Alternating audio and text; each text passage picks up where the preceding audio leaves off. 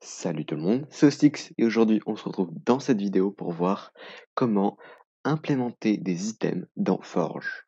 Si vous êtes prêts, c'est parti.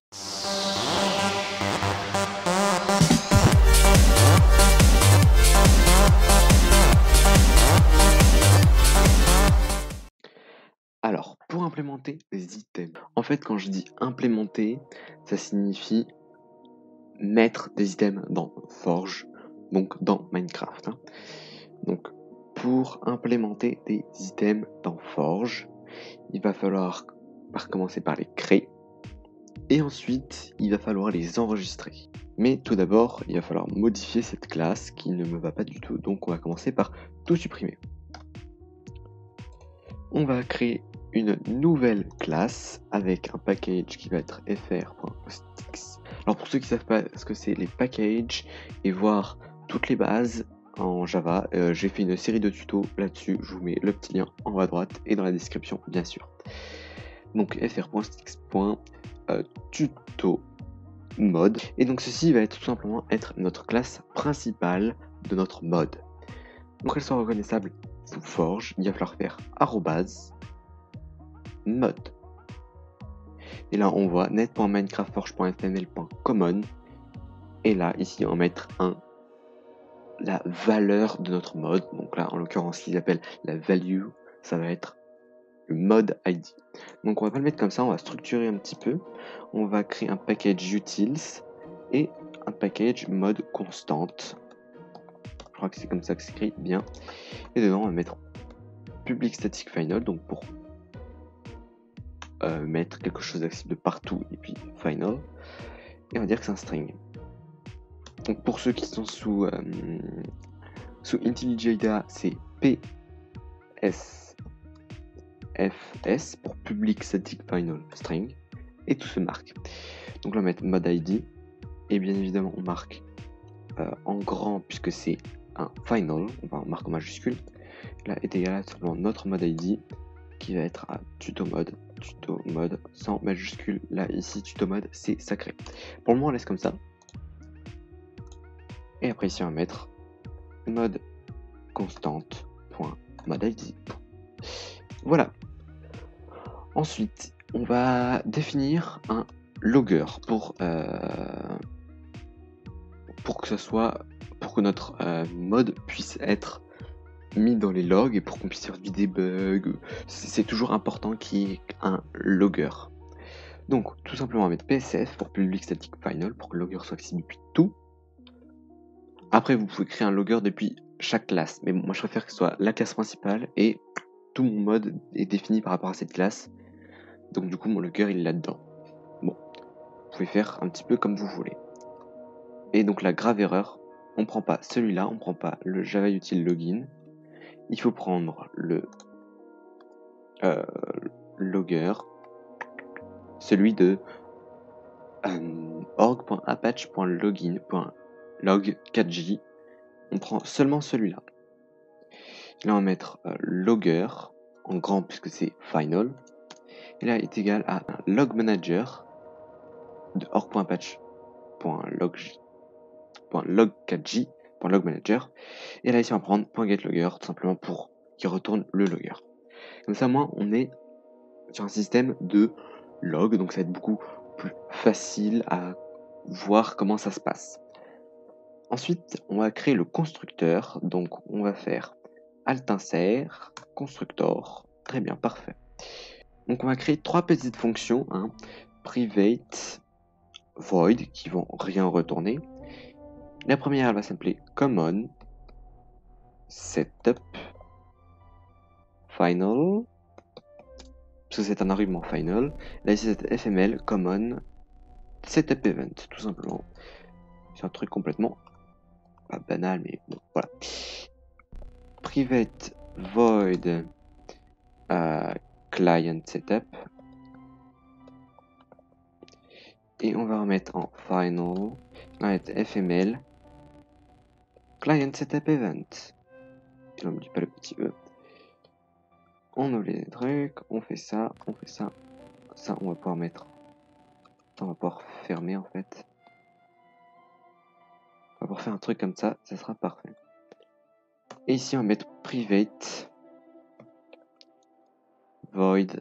On a fait le command setup, donc ça va être du côté client et serveur en même temps. On a fait le côté client, et maintenant il nous manque le côté serveur. Voilà ce qui manque. Donc private void serveur setup miséricorde final, et là on va marquer fml dedicated server setup event. Voilà, et là on met E, et puis on va pouvoir mettre les accolades ici. Bien. Command setup, ça va être au milieu, si vous préférez. Là, à gauche, ici, on a le client setup, avec tout ce qui va se passer du côté client, donc les rendus, les entrées clavier, l'envoi de paquets, la réception de paquets, tout ça, globalement tout, le chargement du jeu, tout ça, ça va se passer du côté client. Ensuite, on a le command setup, ça va être sur les deux parties. Donc, le command setup, il va y avoir tout ce qu'on met dans le command setup, si vous préférez, ça va être enregistré aussi bien du côté client et du côté serveur. Donc, c'est ce qui va être utile pour les deux. Donc, par exemple, quand on va créer un item, l'item, il faut qu'il puisse être rendu. Donc, il faut qu'il puisse être enregistré et dans le côté client et dans le côté serveur, puisqu'il a besoin d'être enregistré dans le monde si on le pose dans un coffre. Vous voyez, serveur, ça va vraiment être très peu utilisé, vraiment très peu. Et puis voilà. Voilà, vous savez ce que c'est que le command setup. Alors, je viens de remarquer, là, juste avant que le jeu se lance, un petit truc que j'ai raté. Enfin, que j'ai raté. Non, j'ai oublié de mettre. Si vous préférez, ici on va mettre des logs. Comme ça, on va pouvoir voir qu'est-ce qui se passe, quand ça se passe, et surtout quand ça se passe, et puis ce qui se passe. Hein. Donc ici, on va faire logger.debug, hein, puisque c'est du debug. Là, ça va être e.description. Tout simplement. Donc, quand le command setup, en fait, ça va jamais être appelé, là, le command setup. Quand le command setup, donc là ici, quand le command setup va être appelé, il va falloir qu'on l'appelle dans le constructeur, et ben ça va tout simplement afficher dans la description, ça va tout simplement afficher dans la console, je vais y arriver, la description de l'event fml command setup event. Et donc tout simplement on va pouvoir copier ça à chaque fois. Et on va pouvoir voir aussi quand est-ce qu'il y a ça qui setup et quand est-ce qu'il y a l'autre qui setup. Donc vous voyez quand on lance le client setup se lance, mais le serveur setup ne se lance pas. Et quand on lance le serveur, le client setup ne se lance pas, mais le serveur setup se lance. Ce qui paraît logique. Hein. Et donc ici, pour tout simplement dire à Forge, attention, regarde ici, j'ai des setups avec tes events. Il y a une méthode, ça s'appelle fml java mode loading context. Enfin, c'est cette classe là qui va gérer ça. Et donc il va falloir récupérer l'instance, donc .get. Ensuite il va falloir récupérer l'event bus de l'instance, enfin de fml. Et après on va tout simplement l'ajouter avec add listener. Et là on va faire this double 2 points. Et là on va mettre, je sais pas moi, command setup au milieu, enfin command setup au début. Hop, on va faire paf, paf. Et ici on va faire client setup.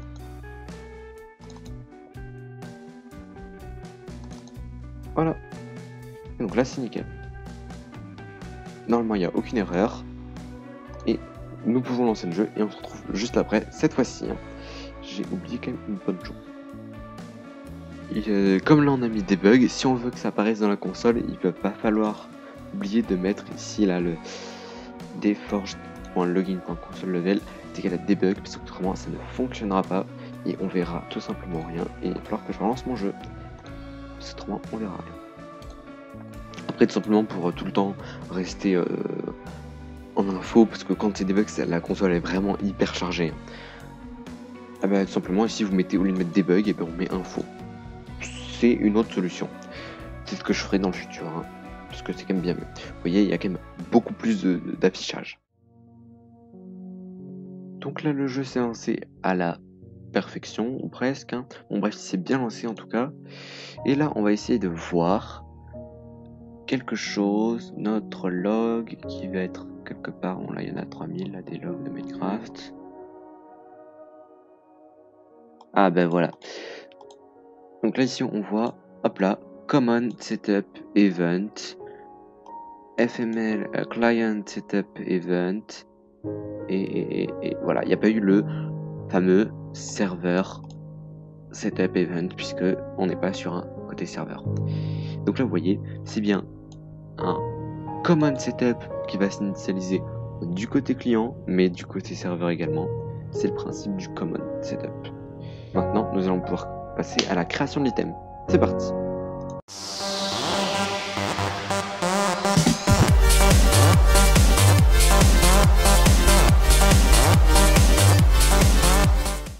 Donc tout simplement, pour créer un item, il va falloir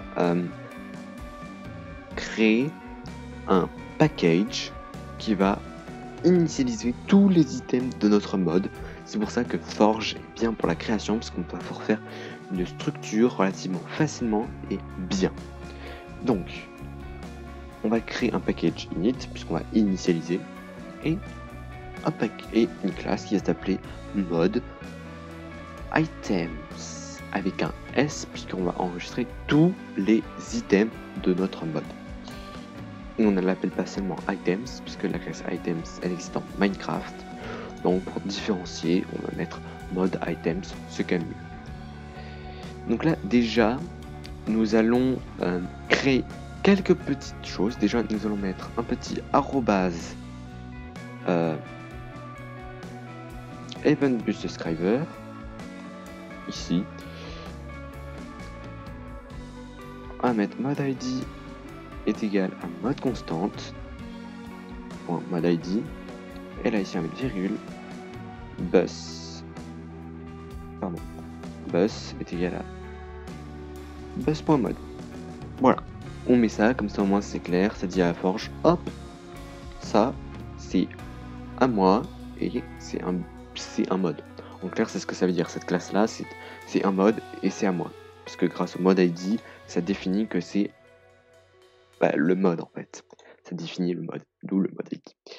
Donc nous allons créer tout d'abord une instance de notre classe, parce que il faut un seul et unique objet de mode items. Il ne peut pas y en avoir plusieurs, parce que autrement il risque d'y avoir des petits soucis. Donc on va faire public static mode items instance, et peut-être que je vais mettre en final new mode items. Ensuite on va mettre en private, c'est pas comme ça, private, c'est mais comme ça, en private, une liste d'items de java.list, bien sûr. Donc la liste d'items, ça va être donc ici on marque item pour dire à Java que ce sont des items. On comprend bien le net.minecraft.item, on voit pas util ou client event, non, rien de tout ça, juste item, parce que c'est juste un item. Donc la liste d'items, ça sert juste à mettre toutes nos variables items dans cette liste, tout simplement, c'est juste ça. Et donc tout simplement on va l'appeler items. C'est vrai que c'est très compliqué, items. Et là vous voyez on met items avec un S, et là notre classe elle s'appelle mode items. Donc c'est comme on est notre classe, son but c'est de retourner cette liste là. Ensuite on va créer ici une méthode publique qui va être void, et on va l'appeler init, tout simplement parce qu'elle va servir à initialiser premièrement la liste, donc item est égal à new array list, on peut tout simplement mettre ça, c'est aussi bien, mais bon. Voilà, et donc ici on va initialiser nos variables que nous allons créer dans un instant. Et nous allons bien évidemment créer un getter, donc alt insert getter, on sélectionne get items. Autrement, on peut directement écrire ça. Bon, c'est plus rapide de faire ça. Et pour les débutants, je vous conseille vraiment d'écrire public list entre crochets item. Bien définir à la liste que ce sont des items. Get items, on ouvre les accolades et on retourne items. C'est quand même mieux. Donc là, nous allons créer une petite variable, donc qui va être private, puisque personne ne doit avoir accès à cette variable à part notre programme, hein, on est d'accord, qui va être item. On va bien créer un item, non? Et, je sais pas, on va l'appeler tuto item, comme ça semble pas trop mal. Et donc on va l'initialiser là-dedans. Et ici on va faire tuto item est égal à new. On peut pas dire ça. Autrement, c'est pas que c'est mauvais, c'est juste que c'est un peu moyen. On va faire new basic item. Paf. Et ici on va mettre des guillemets et on va mettre tuto item. Voilà. Virgule. On va mettre un autre petite chose.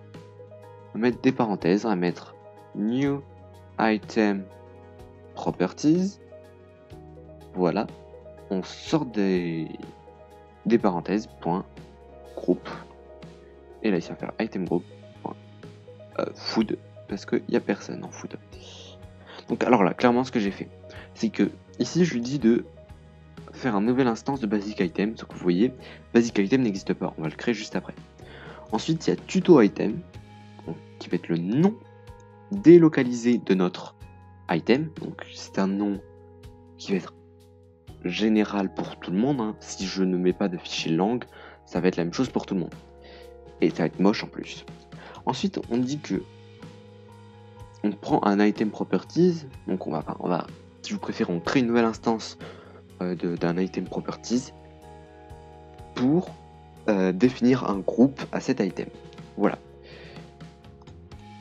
Et nous allons créer maintenant notre classe basic item. Donc create class pas dans init, mais dans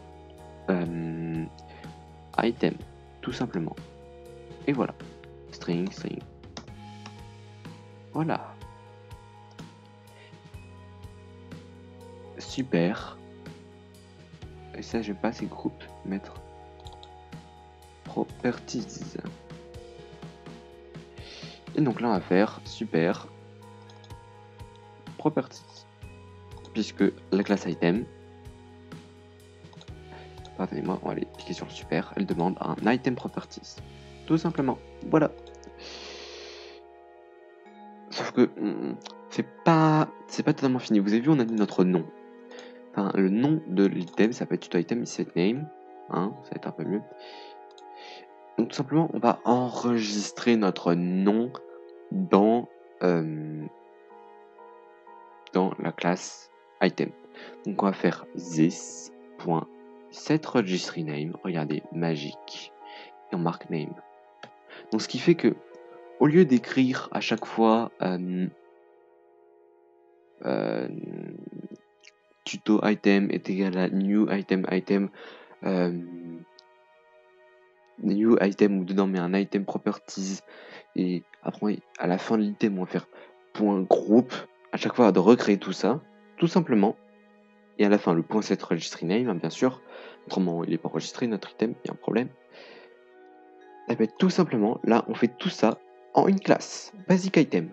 Ce qui fait qu'à chaque fois qu'on voudra créer un item complètement basique, banal, je sais pas moi, comme un stick, un lingot, un truc qu'on fait juste du craft avec, ça sert juste d'intermédiaire, il n'y a pas d'effet particulier.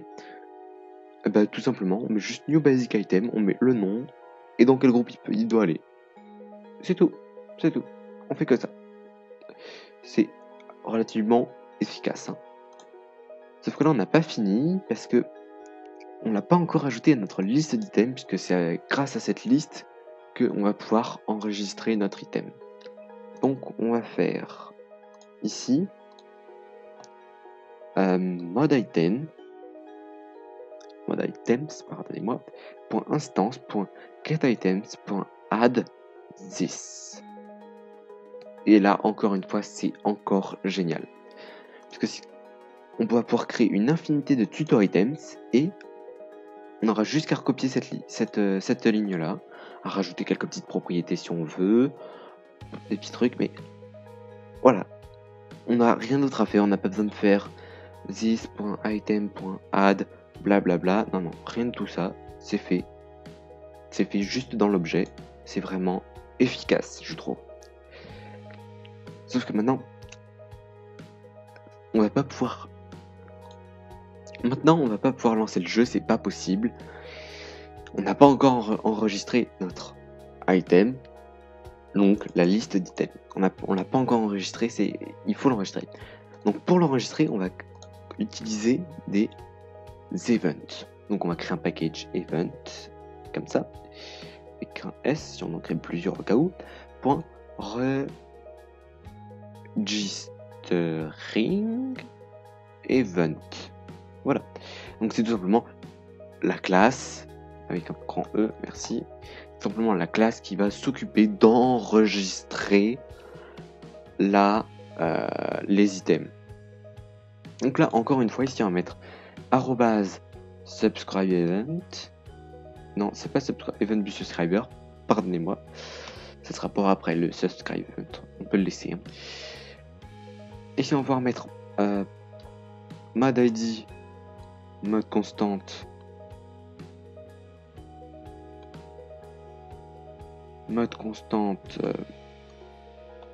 point mode ID virgule bus point mode. Tout simplement, on remet ça et c'est joli. Ensuite, nous allons faire une petite méthode qui va être public static void register item. On peut mettre un S, hein. Register items, ouais. Et là, tout simplement, ici, on va mettre un event. Donc, on va faire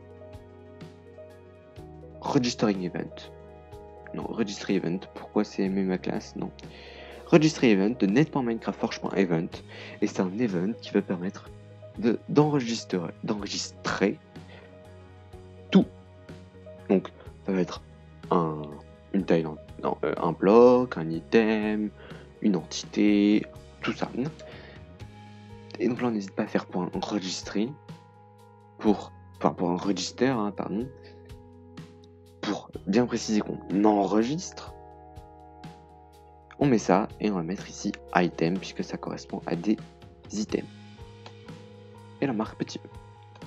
Et là, vous voyez, c'est nickel. Sauf que maintenant, il va falloir définir à Forge que c'est un event. Donc, on va utiliser le @subscribe event. D'où l'utilité de subscribe event. Vous voyez, go to event déclaration. Même IntelliJane me le dit.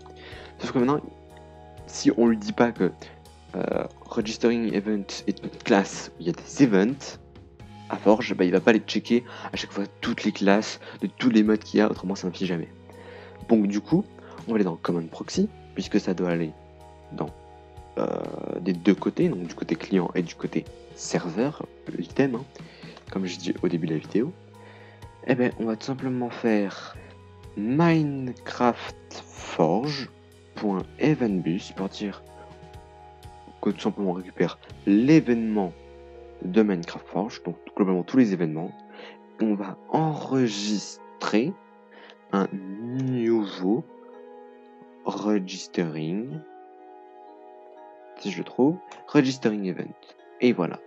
Comme ça, on dit à Minecraft, attention, là on enregistre dans Minecraft notre classe registering event. Donc ce qui fait que quand il va charger notre mode, il va voir le command proxy, registering event, il va dire oh, registering event. Et là, register item, il voit un event de type enregistrement et il voit que c'est de type item. Et donc lui, quand il va enregistrer les items de Minecraft, il va enregistrer les nôtres au passage. Tout simplement quelque chose de pas trop mal, hein, on peut dire. Donc maintenant, il va falloir enregistrer toute notre liste. Sauf que, vous voyez, notre init, elle n'a pas été appelée, donc du coup, ce qui fait que notre liste, elle n'a pas été instanciée, et donc du coup, notre item, nos items qui vont être à l'intérieur, non plus. Donc du coup, il va tout simplement falloir l'initialiser avant tout. Donc on va faire mode item, mode items.instance.init. Ensuite, on peut mettre un petit logger pour dire que tutomode.debug, tutomode.logger.debug, et là on peut mettre enregistrement des items. Voilà. Comme ça, au moins on a un petit debug qui est mis en place. Maintenant, on va mettre l'event. Donc on va appeler le petit e. Si vous voulez, on peut marquer event. Event comme ça. Voilà, et ici après on peut faire event.getRegistry pour faire appel à la classe eForgeRegistryItem. .registerAll, puisqu'on doit enregistrer plein d'items, enfin tous les items, donc registerAll, tant qu'à faire. Et là, on va faire modeitem.instance. Et regardez, IntelliJDA, c'est vraiment génial. Parce qu'il nous propose directement la solution. De prendre la liste d'items et de faire .toArray et de faire un nouveau tableau 0. Voilà. Il nous propose directement la solution. On fait ça, on fait entrer. Et normalement, si tout est bien fait, ça devrait se lancer sans trop de problèmes. Normalement. Je lance le jeu et puis après, on se revoit juste après. Donc voilà, le jeu s'est lancé et on va regarder la console s'il y a une erreur. Et on devrait avoir nos items, c'est bizarre, j'ai pas vu d'erreur. Et ça, j'ai peur que ça craigne.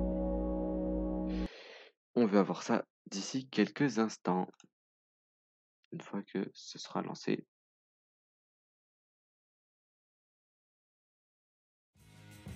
Et j'ai peur que ça craigne.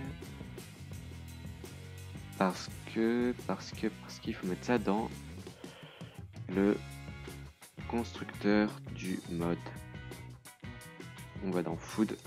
Et ah non, c'est bon, il y est. J'ai pas vu d'erreur alors je suis aveugle. Donc ça craint pas du tout. Mais en fait, j'ai pas vu l'erreur. Où est-ce qu'il y a des erreurs dans ma chien? Il y a quelque part. Il est censé y avoir une erreur parce qu'on n'a pas de texture. Hein.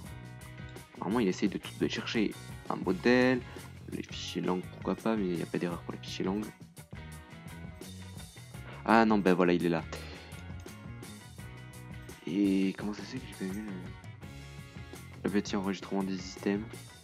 C'est dingue ça, je l'ai pas vu. Oh. J'ai pas vu ça moi. Je sais pas si vous le voyez, moi je vois rien, je suis aveugle. Je suis littéralement aveugle. Ça devrait être un truc tout petit normalement. Il peut pas load.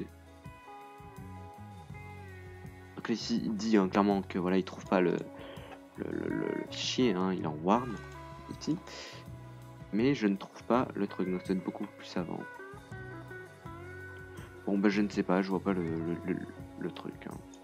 Bon en tout cas l'event, vous voyez que tout a bien fonctionné. On a notre item ici. Encore une fois comme sur MCP, j'essaye de le poser, ça marche pas. Vous devez entendre le clic de ma souris. Voilà. Quand on le pose, c'est magique. On peut en prendre 64. On peut pas en stacker plus, hein, vous voyez. Oui, c'est pas possible. Il n'a pas de texture, il a un nom complètement chelou. Vous voyez, item.tutoitem, item.tutomode.tutoitem. Donc, le nom est compréhensible, hein, c'est tuto item. On voit que c'est la fin. Mais bon, c'est quand même mieux de voir écrit item tuto en français. Bon, là, ce serait tuto item. Bon, en tout cas, j'espère que le tutoriel vous aura plu. C'est dégueulasse, mais c'est magique. C'est mieux comme ça. N'hésitez pas à vous abonner à la chaîne. Si vous avez apprécié, n'hésitez pas à mettre un petit pouce bleu. Et bien la prochaine vidéo, comme je l'ai dit sur la vidéo MCP, Si vous préférez, c'est un petit peu 2 séries en parallèle où je fais d'un côté les items et de l'autre côté je fais les items. Ensuite, je fais les blocs d'un côté et ensuite je refais les blocs de l'autre côté, et cetera. Ça fait un petit peu du jonglage entre les 2. Moi, je trouve ça pas mal de faire un jonglage entre les 2 comme ça, vous pouvez voir la différence entre les 2 et puis vous pouvez choisir en même temps avec quel support vous voulez dev sur Minecraft. Donc en tout cas, j'espère que la vidéo vous aura plu. Très étrange, hein, vous voyez cet item? Il y a un bug quand on est trop loin, l'entité elle disparaît. Ça doit être mes settings qui doivent faire ça. Donc comme là ici je rapproche la caméra, ouais, ça doit être ça. Bon bref, n'hésitez pas à vous abonner si la vidéo vous aura plu. N'hésitez pas à aller dans mon Discord si vous avez besoin d'aide, si vous avez des suggestions, les commentaires servent aussi pour l'aide, pour tout ce que vous voulez. Allez-y à la folie. Bon, moi je vous dis à la prochaine, je vous retiens pas plus longtemps, la vidéo elle est déjà très très longue. Allez, salut tout le monde. Allez, ciao, bye bye.